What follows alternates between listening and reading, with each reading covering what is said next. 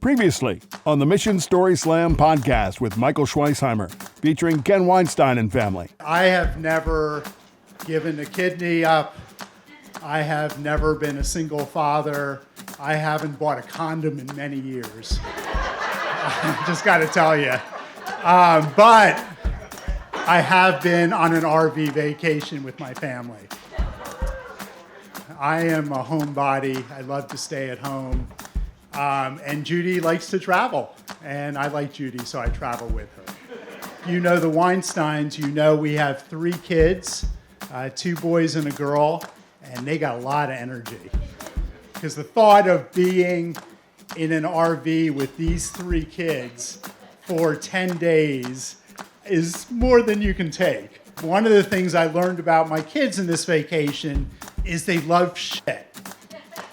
I'm not just saying shit. I mean, they really love shit, because we would pull up at a campsite and we didn't have to beg them to get out and do stuff. They would jump out because they wanted to hook up the utilities. See, we raised 3 tech kids, and they just fell in love with hooking up the electric, hooking up the sewer line, hooking up the water line. And Judy and I are thinking, thank God. Here we go. Speed. 3, 2, 1. Welcome back to the Mission Story Slam podcast.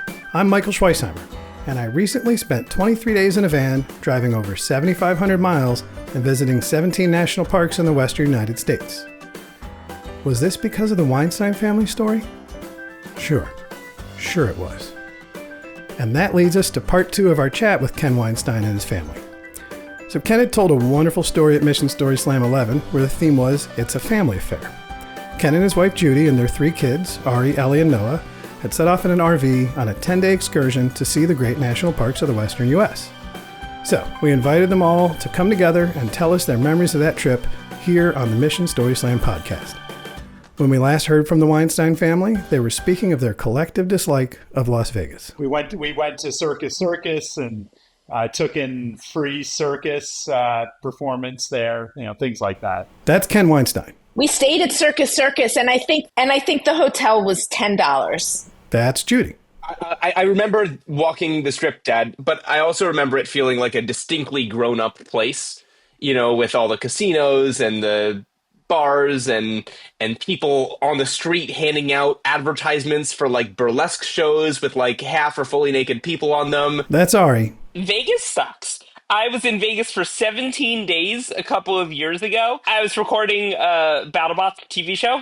Terrible. Vegas is not fun. And I was so excited to leave to breathe any air that had moisture in it. That's Ellie. Yeah, I've been to Vegas too many times the last year. I've been there twice in the last year, so I don't want to go back. And that's Noah. I did not drive the RV. That was the other condition. I said, there is no way I am driving a 30-foot RV. No way. I think I took the wheel at one point, right? No, just kidding. No, you did not. Just kidding. Okay, what was the shower situation like? Because I have no memory of the shower. Probably we didn't take showers in the RV. We didn't take showers in the RV. We stayed at campgrounds that had communal showers. That makes sense. Yeah. But we did have a bathroom, and anytime somebody went to the bathroom, say in the middle of the night, the whole RV would rock back and forth. I don't remember that. Wow. Oh, I remember that. It's true. It's in the journal. Dad, what other fun anecdotes do you have from the journal? Some of it corrected things I said, because as Michael said, I had to do this talk on the fly. So I didn't have the luxury of looking through any journal or notes ahead of time. That part of it I got correct. I did focus in the journal a lot on what we ate at every meal, which was very humorous. I don't think I missed a meal. I have like only one memory of us going food shopping at Walmart in Las Vegas before heading out. I have no other memory of how did we feed all five of us, three growing children, I breakfast, remember lunch, and having dinner and snacks. What did we do? I remember Well, having that's the point. like We spent $277 on groceries at Walmart, which we thought was an outrageous amount and was at that point. And I think that fed us for the whole trip. And we tried not That's to go out to impossible. eat. No, We that's impossible. generally spend No $400 to $500 on a Costco run now, so I don't know what you're talking about. Noah, what were you about to say about food? I remember snacking on. I don't remember if it was sun butter or like a marshmallow fluff, and on bread with bananas on it. I remember keeping that. No, in the it was cabinet Cool up Whip, there. wasn't it? Weren't you all obsessed with like Cool Whip or I'm something? allergic to Cool Whip. Cool. Oh, No, never it was, mind. it was marshmallow fluff. Marshmallow fluff Marshmallow and fluff, bananas fine. on a sandwich. So hold on a second. If you discover you're allergic to Cool Whip, why in the heck do you experiment with marshmallow fluff? That seems like flirting with a lot of danger there to me. No marshmallow. There's nothing real in marshmallow fluff. It's What sugar. kind of It's pure parents- sugar.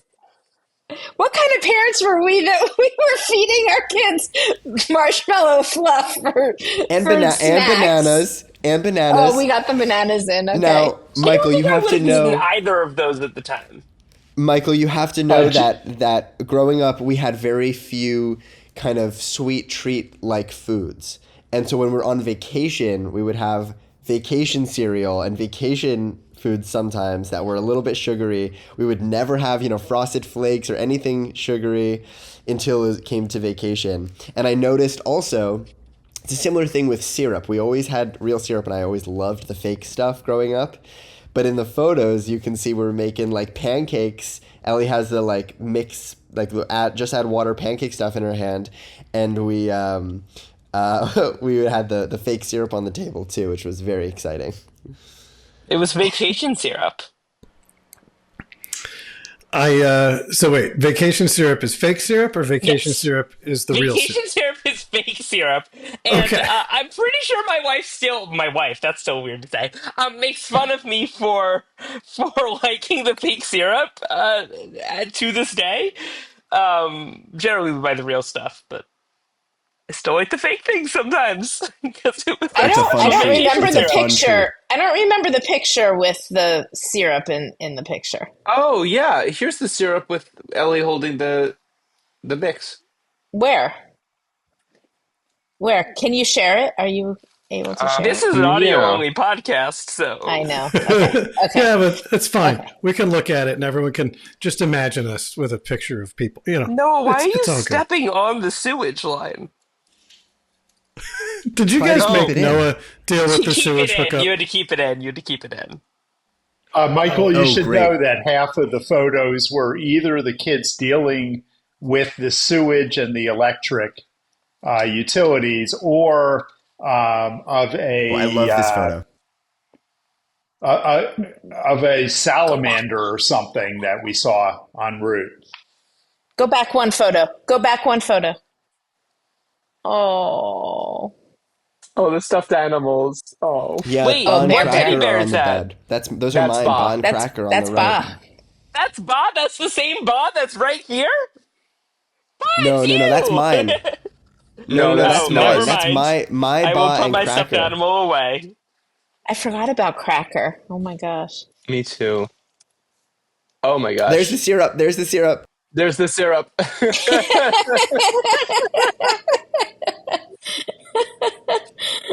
How did you now? Wait a second. There's no way that on a 2-week trip you were able to get by with 1 gallon of milk. You had to go back to the store. Oh, I'm sure. Oh, you I did agree. that. I agree completely. Oh, there's my so picture. so look, Noah's got on his plate some blueberries and a sausage.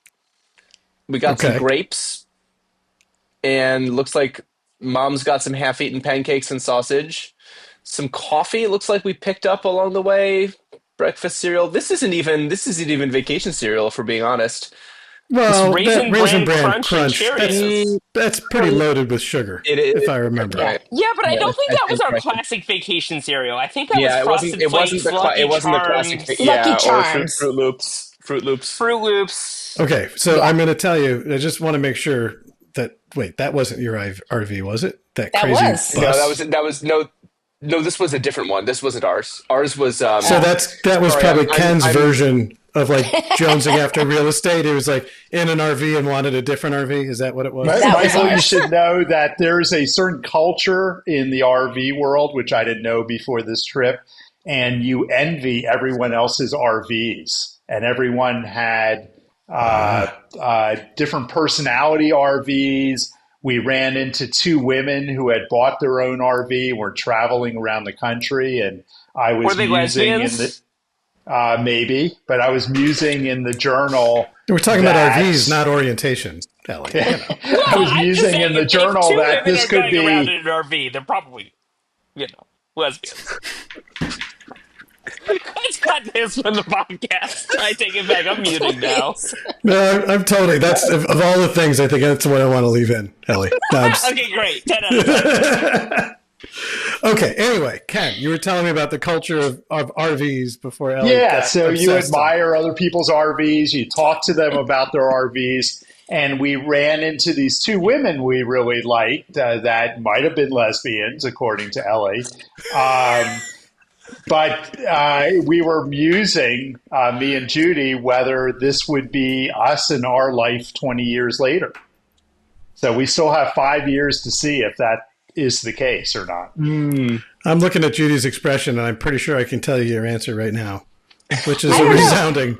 I don't know. I don't know. I can't Really? see us buying an RV and living that life. However, I could see it being really fun if Ken were to plan it to go on another RV trip.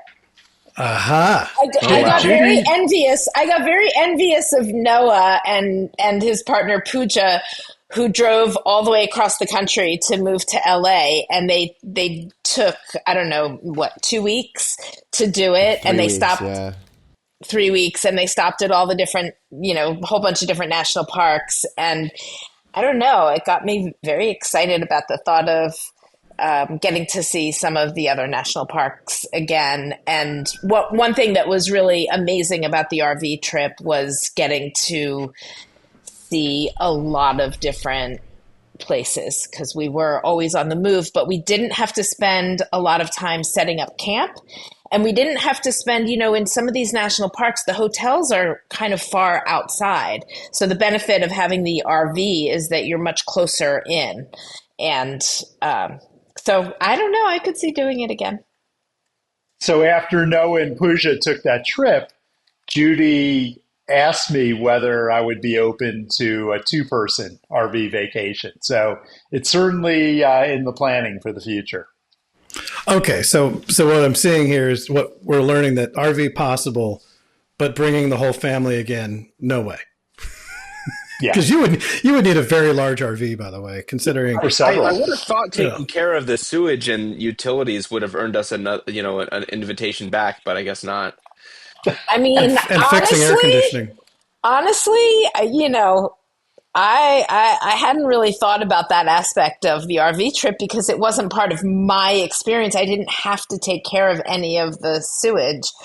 So now that you mention it, I'm a little less excited about it.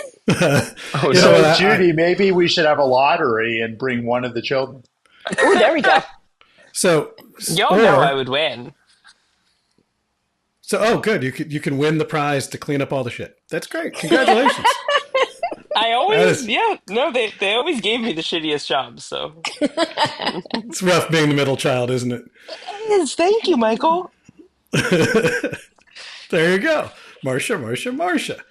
So, listen, They don't I the have one reference. suggestion. Yeah, all right, fine. You can explain it later. You could also caravan and have few RVs. There that's could be the old ass RV for you guys, or whatever that one looks like, and then you could have a couple following behind. Pooja and I are down. We want to go. There's more national parks we want to see. Absolutely, we're down. All right. There you go. Well, Ellie, do you think it's great. It's perfect. what do you think Jen will go? I just wanted to win this thing between my siblings. I don't think I want to go on another RV trip. Okay. All right. Ari's just being silent. Yeah, Ari, what do you think? I want to stay in whichever RV has the chocolate on the pillows.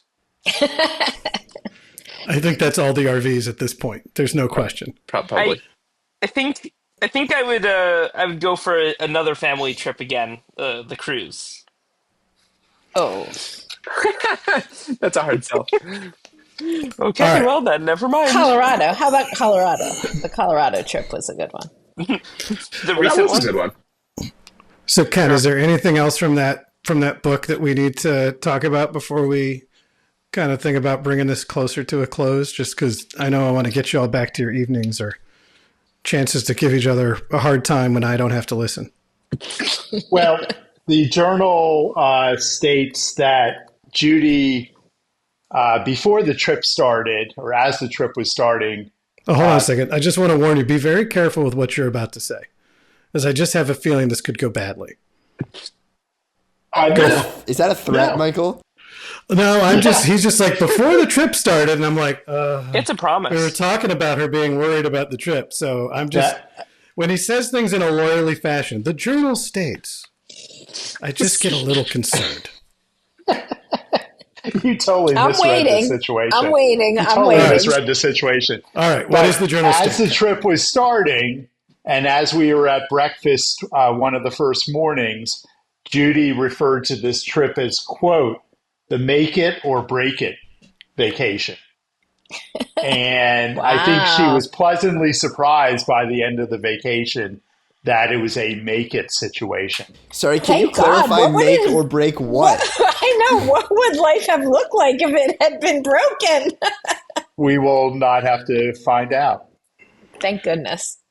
All But right, one so of I my favorite retract parts- the caravan idea. That might be a terrible idea. Yes. One of my favorite parts of the journal was my observation section 3 weeks after the RV vacation ended, after I had time to reflect and think about the RV vacation in its entirety. And I assume you don't want me to read this whole section, but just to say, it was a really positive reflection where I realized that our family always got along, but we were at each other before this vacation happened. And things turned around during this vacation in such a way that our family felt more together than ever as we returned. And life went back to being anything but normal because that's our family. But we found ways of learning to live together. And this vacation might have not been a total relaxation vacation for me and Judy. So a couple weeks later, we went to Aruba for our 20th anniversary, and we got the relaxation we needed. And we actually never fought again until this very Zoom call. And if you believe that, I have a bridge for you.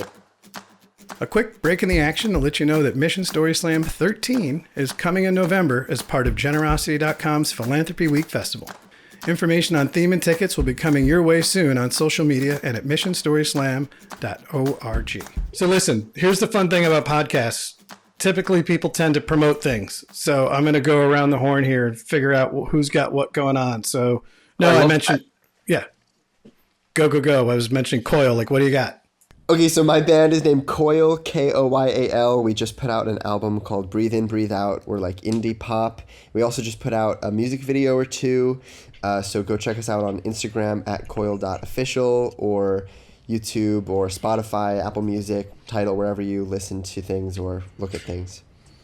Someday you're going to have to tell me about the excitement of seeing a statement, like a royalty statement from Spotify. I really want to know how it feels to see fractional pennies like that. It's awesome. It's so exciting. I can only imagine. All right.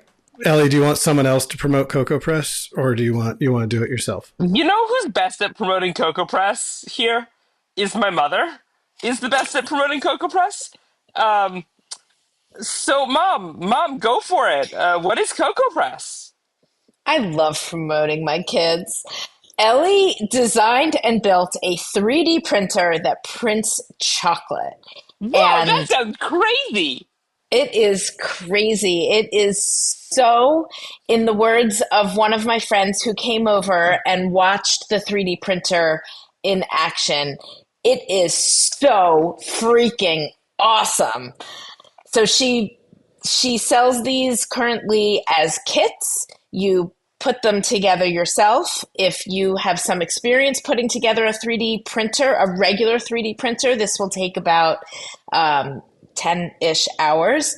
If you have zero experience like me putting together a 3D printer, it took me about 30 hours to print. But now I get to print the coolest things in chocolate, like when my choir came over and I printed chocolate musical notes. And when we were having game night, I printed chocolate cards with all the different suits. And when I went to play tennis, I printed chocolate tennis rackets. So it's an awesome business, and she's already sold 250 of these printers and is on the path to selling many more with a already new and improved printer.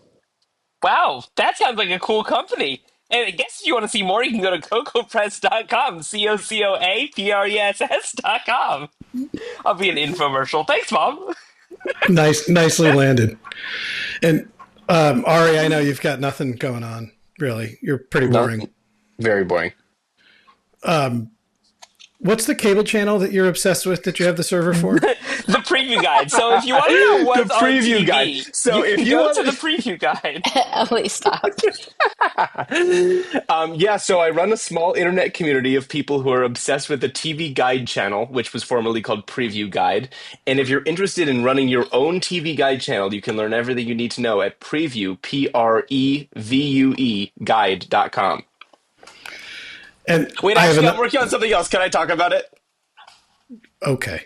Okay, so we're making a thing. It's called, the company's called Software Applications Incorporated, and we're making this new way to use your computer where AI can perform tasks for you automatically, so you don't have to spend so much time doing things manually on your computer, and it can figure a lot of different kinds of things out for you. It's pretty early, but if you want to learn more, you can go to software.inc and put your email address in the sign-up thing, and also, for some reason, the website is a Mac from 25 years ago, and there's some crazy stuff on it. Yeah, I was going to say, is it an 8-bit graphic, or is it actually a full 64-bit graphic? It's so crazy. Not a graphic. Throwback. It's not a graphic. Try using it. It's an actual Mac operating system from 1998 that's fully working. And, okay, I know I'm not supposed to advertise other people's stuff here, but please go to software.inc and find all of the Easter eggs, because there's, like, all of our favorite, like, games as, like, kids on here. Like, I think you can play, like, Kid Pix and, like, Snood and stuff on here. It's awesome, and I do it sometimes just for fun. Okay. All right, I think that sounds hysterical. And I have one other question for Ari. Oh, and Netscape. Netscape too? Oh my goodness, that's Netscape nuts. Navigator, yeah, and it actually can browse the internet as well. You know, I think until recently, my father was still attempting to use Netscape. Just he wouldn't let go. I can't remember when he finally gave up. My dad did that for a while too, actually. It took a long time. I'm like, please stop. It's just not good. So Ari, I know you used to have one or two followers on that Twitter thing.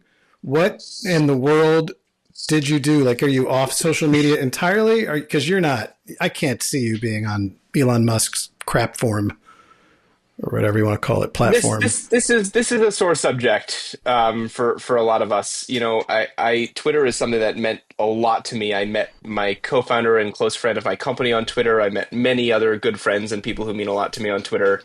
I joined Twitter in 2007 when I was 13 years old. I had already been on Twitter for 2 years at the time of the RV trip we just talked about.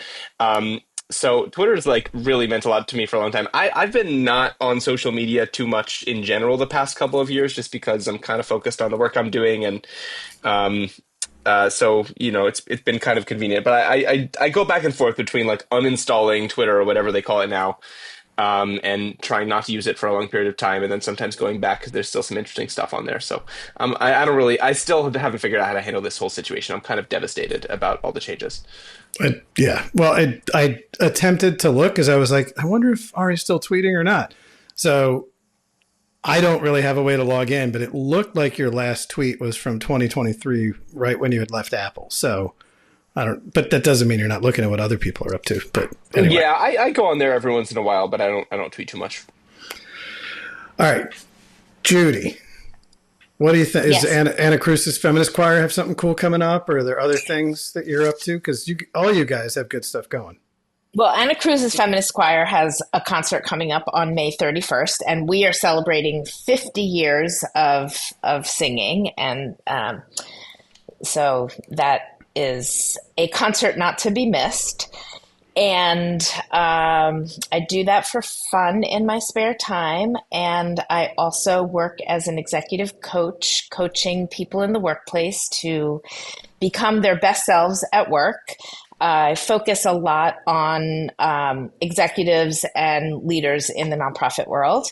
And I love it because it brings out people's strengths and helps them operate from that place rather than thinking about all the things that we don't do well. I help people think about all of the ways that they are awesome, amazing, beautiful, incredible leaders, and really capture that and use it in their day-to-day life. And if people are interested in using your services, they should go to springforthstrategies.com. That is correct. Thank you, Ken. And if anyone is curious, all of the positivity and love that you have heard in this podcast, I know is what Judy brings to her work and to her volunteerism and to everything that she does. So I know that. And Ken, I'm assuming you're just going to talk about the fact that you are lucky to be married to Judy. Every day. Actually, every day. I've heard you talk about it just about every day. So this is your one chance to mention real estate, but I'd like you to see if you can limit it to one time, one actual use of that phrase. Do you think it's possible? No. Okay. No. What do you got going on? But I am thinking about starting a venture where I plan RV vacations for other people. I think that would be very satisfying. And of course, we need to have bricks and mortar and therefore real estate. Would you go on each of these RV vacations with the people? Just to empty the shed, yes. I think what you could do is you could start a business training children how to empty the sewer line on RVs, but somehow not have it be child labor. No, as you know, Michael, I love doing what I do every day and trying to revitalize communities and teaching other people how to do it. I was hoping you would tell us about Jumpstart, and I was wondering when the next cohort is going to start too.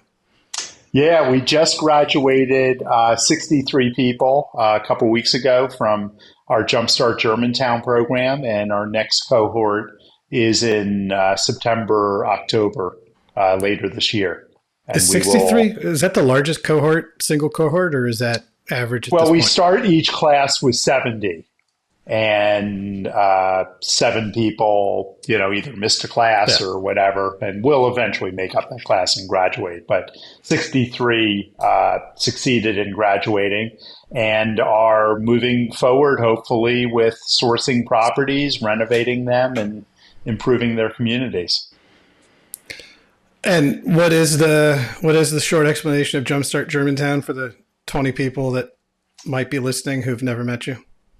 So Jumpstart Germantown trains and mentors and networks and loans money to aspiring real estate developers, local residents who want to remove blight from their own community. And we show them how to do that and give them a mentor to walk them through their first, second, third projects. And it started 10 years ago. So we're celebrating our 10th anniversary this year. Well, it's no Anna Cruz's Feminist Choir anniversary, but it's pretty good. 10 years. I can't believe it's 10 years. That's nuts. I have no idea how it's 10 years already. We have almost 2,000 graduates, and we've lent them almost $60 million to get started with their projects. Is that just Jumpstart Germantown, or is that Jumpstart as a whole? Because I know this other Jumpstart Philly. Okay. Well, that's amazing.